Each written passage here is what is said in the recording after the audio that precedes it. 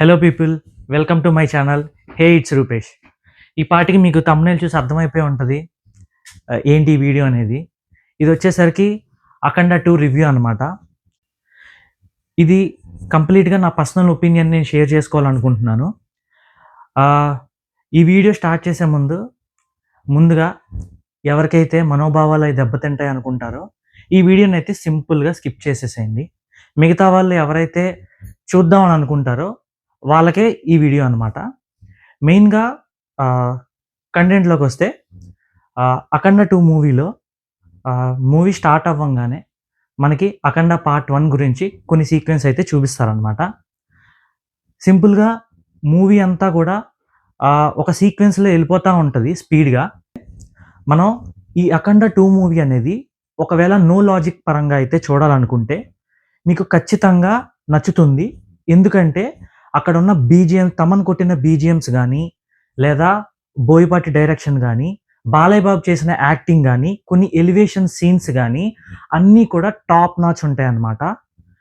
ఒకవేళ గనక లాజిక్ పరంగా చూద్దాం అనుకుంటే మీకు ఖచ్చితంగా అంతైతే ఎక్కువ అనిపించదు అనుకుంటున్నాను నేనైతే.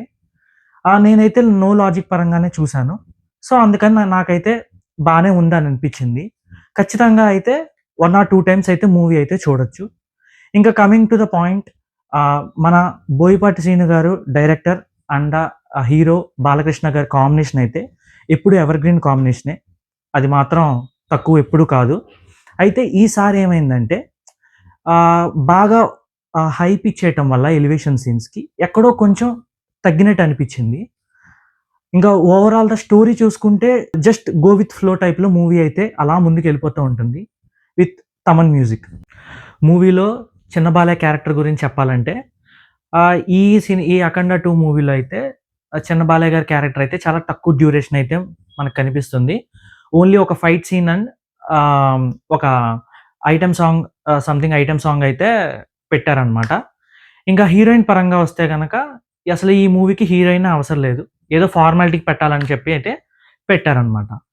అండ్ ఇంకొకటి క్యారెక్టర్ గురించి అయితే మనం మాట్లాడుకోవాలి.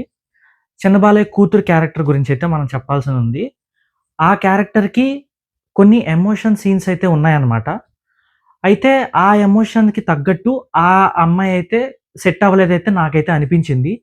మేబీ అది డబ్బింగ్ వల్ల లేకపోతే సరిగ్గా చేయకపోవటం వల్ల కొంచెం అయితే ఆ క్యారెక్టర్ పరంగా అయితే కొంచెం డల్ అయితే అనిపించింది.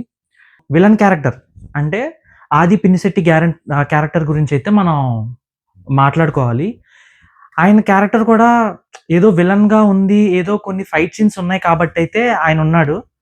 లేదంటే కనుక ఆయన కూడా అవసరం లేదనమాట. ఎందుకంటే ఓవరాల్గా అంతా బాలయ్య డామినేషన్ మొత్తం మూవీ అంతా కూడా మనకి చాలా చాలా క్విక్గా వెళ్ళిపోతుంది మూవీ. మొత్తం బాలయ్య బాబు డామినేషనే అనమాట మూవీ అంతా. మనకైతే ఇంకా ఫైట్ సీక్వెన్స్లు కూడా ఒక్కొక్కడు గుద్దితే ఎగిరిపోతాడు అనమాట, ఆ టైప్లో అయితే ఉంటుంది. ఇంకా మనకి ఆ మూవీలో లాస్ట్ వరకు వస్తే కనుక కొన్ని సనాతన ధర్మం గురించి కొన్ని మెయిన్ పాయింట్స్ అయితే మనకి మూవీలో అయితే చూపించారు. అవి అయితే చాలా బాగా అనిపిస్తాయి. మధ్యలో కొన్ని శివుడి క్యారెక్టర్ సీన్స్ కూడా చాలా బాగుంటాయి అన్నమాట. సో ఓవరాల్గా మూవీ అయితే చూడొచ్చు, నో ప్రాబ్లం. చక్కగా తమన్ మ్యూజిక్తో మనం ఎంజాయ్ చేసుకుంటూ ఒక ఫ్లోలో అయితే మూవీ అంతా చక్కగా ఎంజాయ్ చేయొచ్చు. ఓవరాల్గా మూవీ మొత్తం నో లాజిక్, ఓన్లీ మ్యాజిక్, జై బాలయ్య. ఇప్పటి వరకు మీరు నా కంటెంట్ని చూసారంటే ఖచ్చితంగా ఫ్యూచర్లో కూడా ఇంకా మరిన్ని కంటెంట్ కోసం ఎదురు చూస్తూ ఉండండి. డెఫినెట్గా మిమ్మల్ని అయితే డిసప్పాయింట్ చేయను. Please like, share and subscribe. Hey, it's Rupesh signing off. Thank you.